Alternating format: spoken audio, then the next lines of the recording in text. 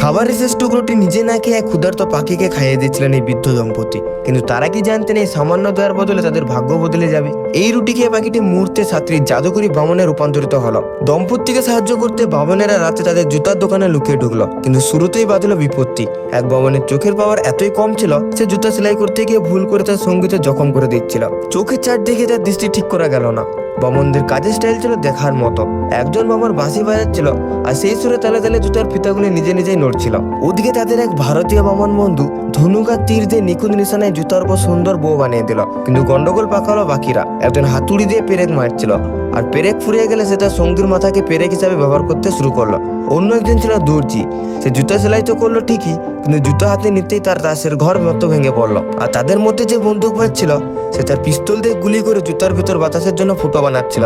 পুরো রাত জুড়ে এমন আজব সব কাণ্ড, তারা অনেক জুতো তৈরি করলো। কাজ শেষে তারা যখন আনন্দে নাচানাচি শুরু করলো, সে শব্দে দম্পতির ঘুম ভেঙে গেল। বন্ধুকে আসতে দেখে বামনরা চটপট পালিয়ে পালালো।